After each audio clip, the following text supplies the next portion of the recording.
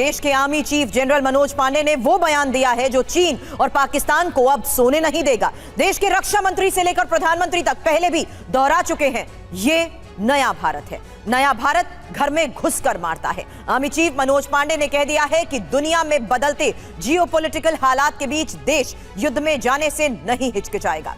भारत भी पूरी तरीके से तैयार है। वहीं एक दिन पहले भारत ने एक बार फिर अपना रक्षा संकल्प दोहराया है। भारत ने हवा से मार करने वाली बैलिस्टिक मिसाइल का किया है टेस्ट और इससे भारत बिना बॉर्डर पार किए दुश्मन के घर में घुसकर हमला कर सकेगा। इसके साथ ही भारतीय सेना के शूरवीरों को सबसे हल्की बुलेट प्रूफ जैकेट मिलने वाली है, जिससे स्नाइपर की 6 गोलियां भी नहीं भेज सकी हैं। घाटी में भारतीय सेना आतंक के खात्मे के लिए जम्मू कश्मीर पुलिस को एंटी टेरर ऑपरेशन के लिए स्पेशल ट्रेनिंग्स भी दे रही है, जिसमें महिला जवान शामिल हैं। और पहले देश के army chief general Manoj Pande का वो बयान आप सुनिए जिसमें भारत की रक्षा शक्ति की बात कर रहे हैं। The current geostrategic landscape is characterized by change taking place at unprecedented scale and speed. Recent geopolitical power plays have displayed that national interests, as far as they are concerned, countries will not hesitate to go to war. और देश के army chief का यही भरोसा, यही आत्मविश्वास भारतीय फौज की सबसे बड़ी ताकत है और इसकी वजह है भारत डिफेंस सेक्टर में कीर्तिमान गढ़ रहा है। एक दिन पहले ही भारत ने ऐसी बैलिस्टिक मिसाइल का टेस्ट किया है जो चीन और पाकिस्तान के नजरिए से बेहद अहम है। सिर्फ एक दिन पहले अंडमान निकोबार द्वीप के आसमान में जबरदस्त हलचल मची। भारत के सुखोई 30 MKI फाइटर जेट ने उड़ान भरी और फिर हवा को चीरती हुई एक मिसाइल ने अपने टारगेट को हिट किया। देश चुनावी माहौल में डूबा है, लेकिन भारतीय फौज अपनी रक्षा शक्ति को मजबूत करने में लगी है। भारत ने क्रिस्टल मेज 2 बैलिस्टिक मिसाइल का टेस्ट किया।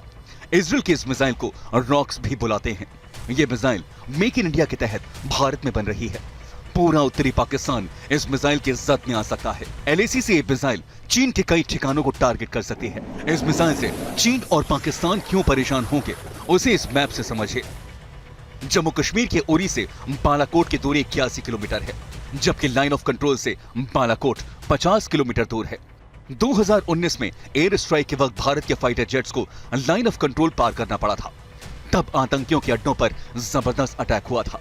लेकिन क्रिस्टल मेज 2 की रेंज 250 किलोमीटर है, यानी अगर भविष्य में कभी भारत को बालाकोट की तरह एयर स्ट्राइक करना पड़ा तो भारत के फाइटर जेट्स को लाइन ऑफ कंट्रोल पार करने की भी जरूरत नहीं पड़ेगी। मौजूदा वक्त में भारत की बैलिस्टिक मिसाइल कितना काम आ सकती है, उसे आप रूस यूक्रेन युद्ध की इन तस्वीरों से समझ सकते हैं। पिछले करीब 2 साल से रूस के फाइटर जेट्स यूक्रेन के ठिकानों पर इसी तरह एयर लॉन्च बैलिस्टिक और क्रूज मिसाइल से अटैक कर रहे हैं। अपने इलाके में ही उड़ान भरते हुए बिना बॉर्डर पार किए वो इस तरह की मिसाइल से यूक्रेन के ठिकानों को दहला रहे हैं। ऐसे में भारत की बैलिस्टिक मिसाइल भी दुश्मन पर उसी तरह कहर ढा सकती है। इसकी खासियत भी जान लीजिए। ये मिसाइल फाइटर जेट और बॉम्बर से लॉन्च हो सकती है।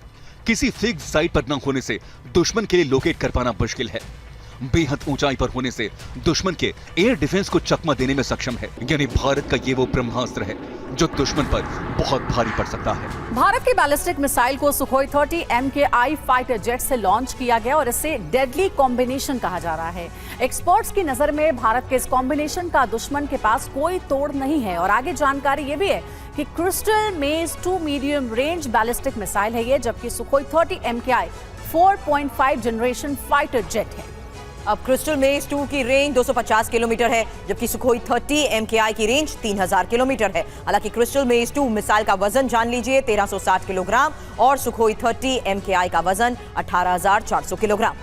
और इसी तरीके से आगे कंपैरिजन में बढ़े तो क्रिस्टल मेज 2 मिसाइल की लंबाई है 15 फीट, जबकि फाइटर जेट की लंबाई है 72 फीट। क्रिस्टल मेज 2 मिसाइल के विंग स्पैन 6.6 फीट लंबे हैं, जबकि सुखोई की विंग स्पैन की लंबाई है 48 फीट। और क्रिस्टल मेज 2 मिसाइल के वॉरहेड का वजन 340 किलोग्राम है, जबकि सुखोई 30 MKI की उड़ान क्षमता 57,000 फीट है। अब क्रिस्टल मेज 2 मिसाइल मोटी दीवारों वाले बंकर उड़ाने में भी माहिर बताई जाती है, जबकि सुखोई की रफ्तार 2120 किलोमीटर प्रति घंटे की है।